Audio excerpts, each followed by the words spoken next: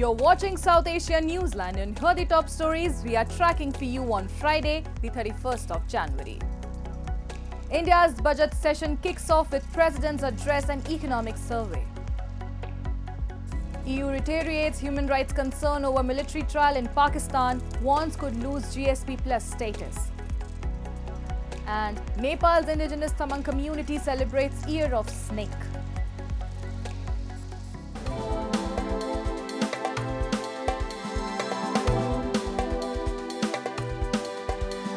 And now for all the details. The budget session of the Indian Parliament began on Friday with President Droupadi Murmu's address to the joint sitting of both the houses of the Parliament. After the address, Finance Minister Nirmala Sitharaman tabled the economic survey in both Lok Sabha and Rajya Sabha separately. The economic survey is prepared under the supervision of the Chief Economic Adviser and includes insights into the economy. The budget for 2025-26 will be presented by Sitharaman on 1st of February. It will be the 8th consecutive time that she will be presenting the budget. Meanwhile, in his customary address, Indian Prime Minister Narendra Modi took a jibe at the opposition and said that it's the first time since 2014 when no attempt from abroad was made to stoke trouble in India before the start of a session. With his government tabling its first full-fledged budget on Saturday in its third term, Modi said he prayed that goddess Lakshmi, who is associated with wealth, will bless the poor and the middle class. शायद 2014 से लेकर अब तक शायद एक पहला parliament का सत्र है कि जिसके एक दो दिन पहले कोई विदेशी चिंगारी नहीं प्रगटी है। विदेश में से आग लगाने की कोशिश रही हुई है।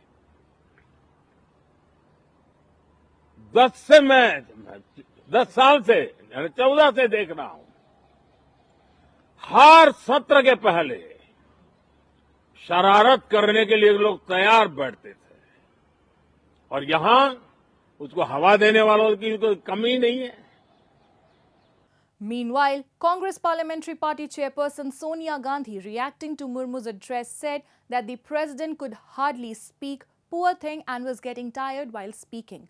The budget session, which began on Friday, will conclude on April 4th. The Parliament will have an inter-session break from February 14 and the two houses will resume their sittings on March 10. At least 2 terrorists were neutralized by Indian Army personnel in Poonch district of India's Jammu and Kashmir on Thursday night.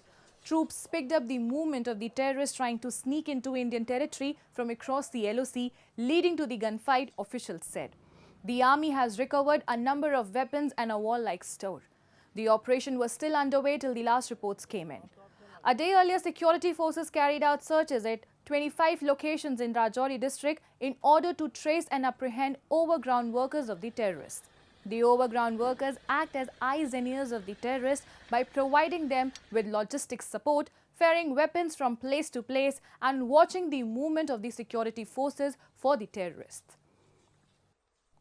Amid the military court judgments against civilians in Pakistan and concerns by several countries, the European Union has once again raised alarm over the military trials. Talking to reporters in Islamabad, EU Special Representative for Human Rights Olaf Skog, who was on official visit to Pakistan, raised concerns and said EU is committed for democracy, human rights and international humanitarian law. Talking to Dawn, Skog said he has expressed EU's concern over the government use of military courts to pursue cases against citizens and oppose recent moves to restrict freedom of expression. He said, you can't restrict freedom of expression just to protect the politicians, authorities or the system from being criticized, as he highlighted the ongoing protests by journalists and opposition parties against the amendments to country's cyber law. This comes ahead of the key GSP Plus mission's visit to the country. Pakistan has been a GSP Plus beneficiary since 2014, giving it reduced tariff access to the EU market for a wide range of products. However, EU has raised concerns about human rights violations, particularly regarding press freedom and minority rights, a key condition for GSP Plus status, leading to concerns that Islamabad may lose the beneficiary status due to non-compliance. Days after US President Donald Trump suspended the refugee settlement program, a group of Democrats have urged the Trump administration to change the decision. In a report, the US-based media portal Politico said the Democrats, lawmakers of the House and Senate Judiciary Committees and Immigration Subcommittees have urged the Secretary of State, Marco Rubio, use his leverage and restart the resettlement program. In a letter signed by Jamie Ruskins, Dick Durbin, along with Pramila Jayapal and Alex Padilla, the lawmakers argued the order by Trump threatens to deprive refugees already in the United States of the vital assistance service, which helped them to rebuild their lives in the US. They added 32,000 Afghan refugees scheduled to be resettled in the US by 2025 still qualify for government support, which they said does not qualify under foreign development assistance as it helps people in the US rather than abroad. The stop work orders undermine legal obligations that the department has entered, increasing new arrivals, vulnerability to homelessness and food insecurity at a time when they still have no lifeline for support, the letter added. More than 16,000 Afghans cleared by the US government to resettle in the US had their flight cancelled after a decision by President Donald Trump's administration to halt visa processing for refugees. A crackdown on immigration was a major promise of Trump's victorious 2024 election campaign, leaving the fate of US refugee programs up in the air. His executive order, signed hours after he was sworn on for a second term, said he was suspending refugee admissions until programs align with the interests of the United States because the country cannot absorb large numbers of migrants without compromising resources available to Americans. And students are preparing to form a political party and are organizing people across Bangladesh, Chief Adviser Dr Muhammad Yunus has said, according to reports. When asked about the upcoming general elections, he said, "This is a good time because always I'm protecting the unity of the nation. I do not want to depart from that." In this context, he said one possibility was that students themselves would form a party. Yunus mentioned that when his cabinet was being formed, he included 3 students in his advisory council. Political parties have repeatedly urged the interim government to proceed with the election. After former PM Sheikh Hasina fled to India last August following a students' uprising, Muhammad Yunus, a Nobel laureate, took over as the chief advisor of the interim government. Earlier this week, his press secretary indicated the election may be held in June next year following reforms which could take nearly 6 months. Moving on. In Nepal, the Tamang community celebrated their New Year on Thursday, marking the start of the Year of the Snake. The vibrant festivities featured prayers and feasts as the community got together to usher in a year of prosperity and happiness. From dancing shamans and the parade of Buddhist monks to a big cutout of the snake hissing as the design of stage, Nepal's indigenous Tamang community on Thursday, with much fanfare, celebrated their New Year Sonam Losar, marking it as the Year of the Snake.